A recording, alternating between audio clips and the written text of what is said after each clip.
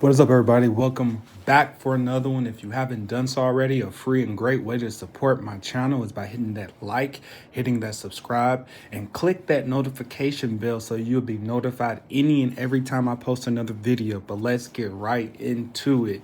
Breaking news. Pakistan's central bank reportedly wants to ban crypto. You know, I am getting really tired of hearing how banks want to ban crypto, how they think it's illegal, and how nefarious works are being done with the works of crypto. Well, newsflash, that could happen with the US dollar. That can happen with any nations or any currencies, dollar for that matter. So I don't understand why banks believe that they can just sit and ban crypto. You can't ban crypto because it's decentralized. It was actually created for that very reason. So people can do what they will with their money. Granted, there's some things that we shouldn't do with our money, but that's not me to decide whether or not those changes that should be done. People want to be able to transact in what they want to transact in. But I digress. Let's get right into it and see what this article talks about. Pakistan's finance and law ministries are yet to make a decision on potential blanket ban on crypto in the country. So I just don't understand why they would even begin to even want to even ban crypto. I get that they may not like it, but just because you don't like something, that doesn't necessarily mean that you need to ban it. It says the State Bank of Pakistan, SBP, is reportedly seeking to ban all cryptocurrency transactions in Pakistan. Pakistan's Sindh High Court reportedly held a hearing related to the legal status of cryptocurrencies in the country, in which several Pakistan authorities, including the SBP, submitted a document to the court arguing the cryptocurrencies like Bitcoin are illegal and cannot be used for trade. Here's the thing, and I thought we got past what cryptocurrencies should be used for, who dictates what cryptocurrencies. We need to be in a world that says, hey, let the people decide what cryptos are going to make it. Let the people decide what cryptos are illegal. Because right now, the way that this is going, Pakistan is setting themselves up for failure. Because at the end of the day, when people want something, they're going to do whatever it takes to get it. I don't know if they can set up a third-party VPN or Bitcoin is Bitcoin. If people want Bitcoin and other cryptocurrencies there, guess what? They are going to get it. I don't care what any bank says. According to local news channels, Sama TV, the document cited at least 11 countries, including China, Saudi Arabia, that have opted to ban cryptocurrencies. And that's not going so well for China.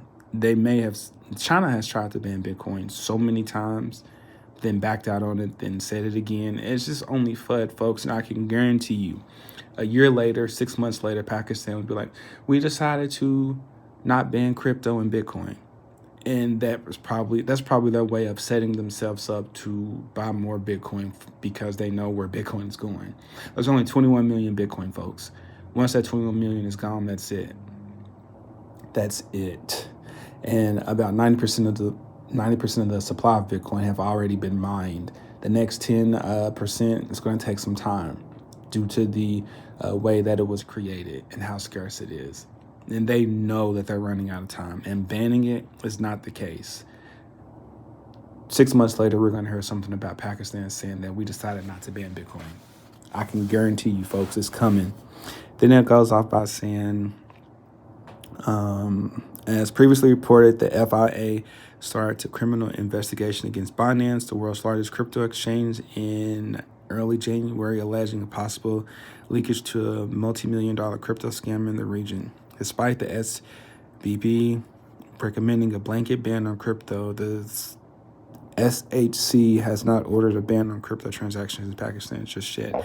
You may not have ordered a ban just yet, but by you actually tossing it out there and letting your people know what's coming, that is a way to flood the market. But I'm glad that the market is maturing so much that these type of FUDs, fear, uncertainty, and doubt, doesn't really affect the market, because if you really think about it, this news came out a few hours ago and the market is still steadily climbing. And I can remember back in 2017 and 2018 where something like this would be released and the market would drop nearly 20%. But I digress. They need to understand and they need to realize, excuse me, they need to understand and that they need to realize that the country can more than likely ban Bitcoin. The country can more than likely, and nations can more than likely ban Bitcoin and other cryptocurrencies. But ultimately, when a human being really wants something so bad, when a human wants something so bad, they're gonna find a way to get it. So I say that to say all of this. Pakistan Central Bank, if you're listening, don't ban Bitcoin and other crypto, because if you do, your people are just going to find a way to get it anyways. And I can guarantee you that if you are trying to invest in Bitcoin, that's not the best way to do it, is by creating FUD. Just do it.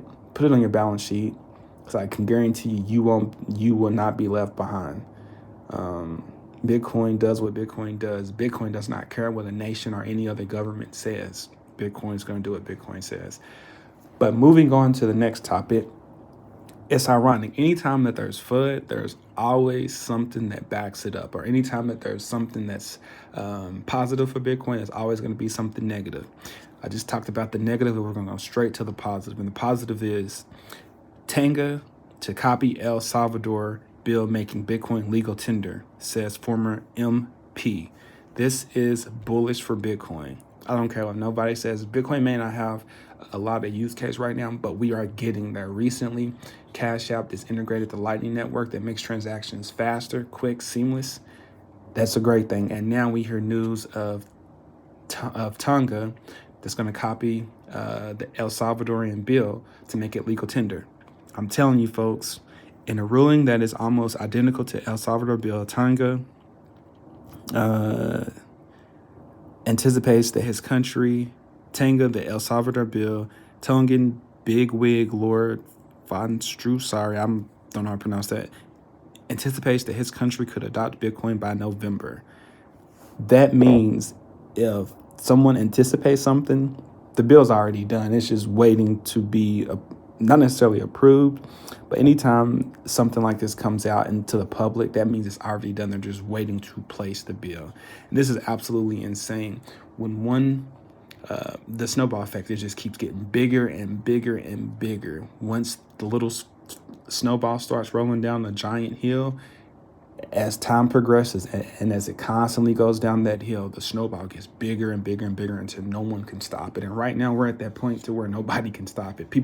Governments can stand in their way, like Pakistan just tried to do, or like Pakistan is trying to do. But ultimately, any nation or any government that stands in Bitcoin way and that does not try to adopt it and try to actually understand the use case, the fundamentals of it, and how important it could actually be to the world, then that's going to be some issues. Now, granted, I get it. We're talking about Bitcoin right now. There's other digital assets that's out there that can actually still change the world, i.e. XRP, i.e. Cardano, i.e. Solana, i.e. Possibly Ethereum if they get their stuff together. But I don't know how that's going to turn out. But there's other digital assets that will change the world. Currently, we're just talking about Bitcoin right now. Bitcoin is the household name, so they're going to run with it until they can't run with it anymore. I mean, it's one of the only cryptocurrencies that has a I can't even say it. An unknown person who created it. Let's just keep it like that. It's still early. I'm still drinking my coffee, y'all, so please bear with me. But once the dominoes affect and they drop, this is going to be amazing. There was a series of tweets that it was pretty much like a play-by-play approach to how they're going to adopt Bitcoin. Let's just call him Lord F right now. The gentleman, he's a former member of a parliament for Tonga who released an ETA for Bitcoin becoming legal tender there. It's pretty much copying El Salvador's playbook. And this says this play can onboard more than 100,000 Tongans onto the Bitcoin network. And here's the tweet that he mentioned. It says here, the first part of the tweet is going to be September to October, bill goes into Parliament.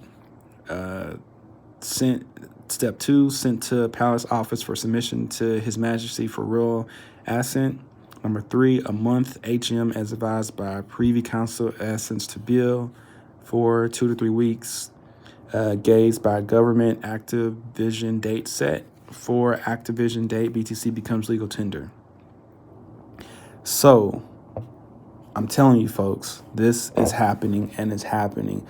Like I said about the last video that I made yesterday about, the governments and XRP. The governments move slow until they move fast.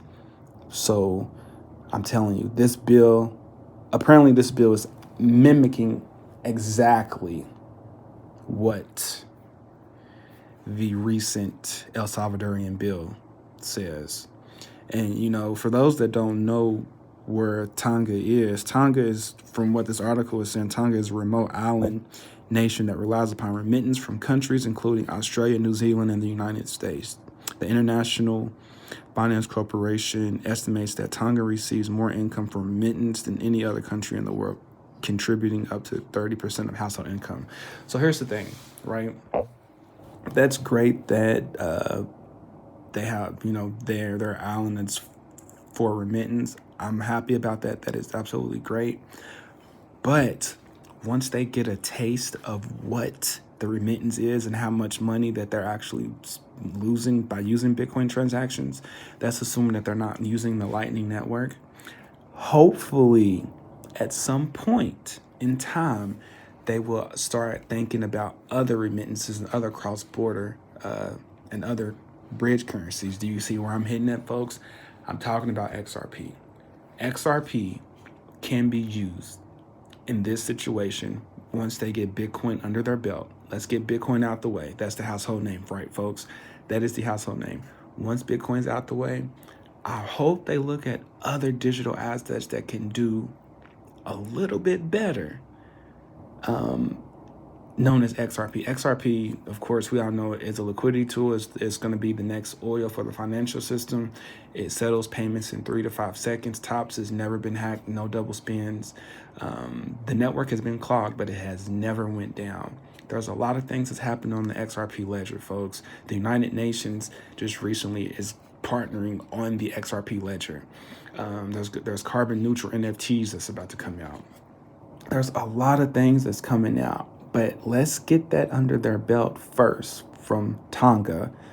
I'm sorry if I'm mispronouncing it, but let's get that under their belt first and then see what other remittances, digital assets are available and what they're actually willing to do. Because I can guarantee you, they get a taste of what Bitcoin can do.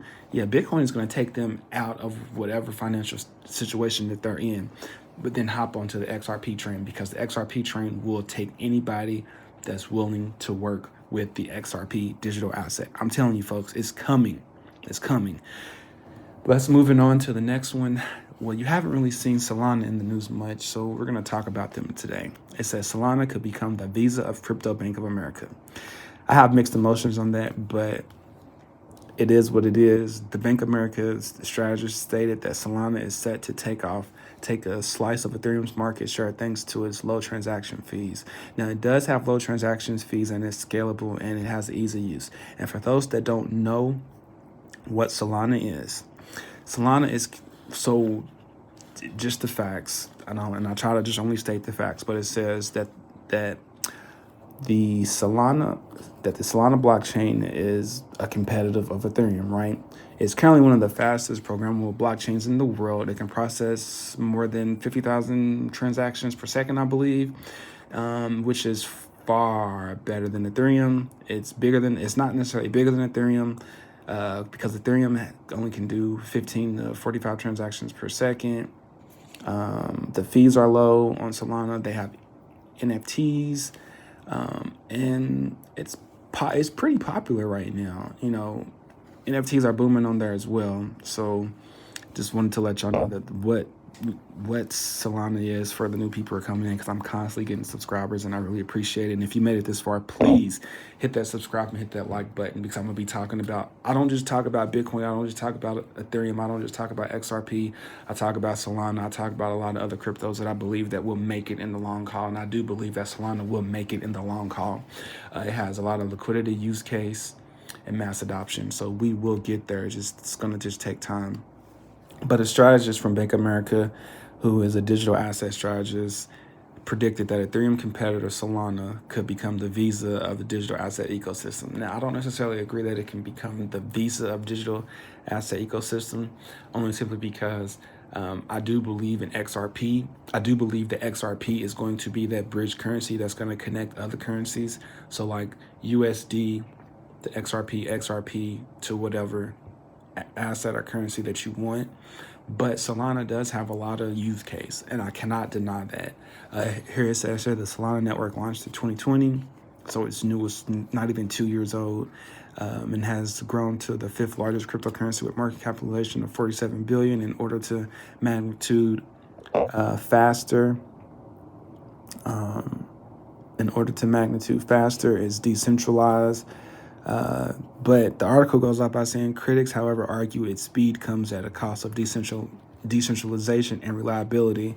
But I mean, I'm glad they're in the news. I'm glad that someone from Bank of America is saying that this is going to be great. But I do feel like, sorry, I'm taking a cup of coffee here. I do feel like that Bank of America is just tossing stuff out there.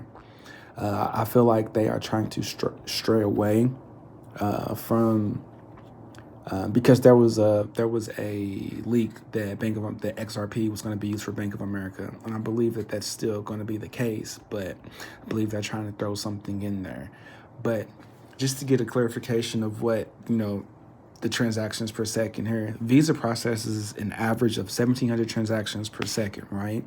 But the network can theoretically handle at least 24 transactions per second. Ethereum currently handles around 12 transactions per second.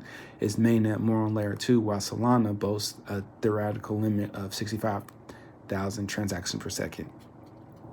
They don't mention XRP. XRP can do close to 1 million transactions per second, but we're not talking about that though, right? See how they do XRP? It's all right. People are going to know what's going to happen for XRP soon. I'm not bashing Solana. I actually like Solana. I actually hold a little bit of Solana. I don't hold a lot, but I do believe that this project is going to make it. I do see a lot of use case for that. But I'm happy to see that banks and industries are believing that Solana can be the Visa of crypto. Do I necessarily believe that's going to be the Visa of crypto? Not necessarily, but that doesn't matter in the long string. That this digital asset is going to be around for a long time. All right, folks, that'll do it for me. If you stayed this long, again, make sure you hit that like and the subscribe button and click that notification bell so you'll be notified any and every time I post another video. As always, stay focused, stay locked in. My position's very clear. XRP is not a security. I want to turn to you. Thank you for a moment, Mr. Brooks.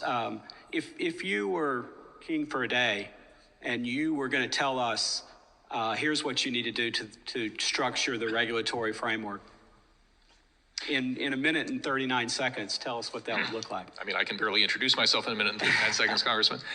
I come back to the concept of parity.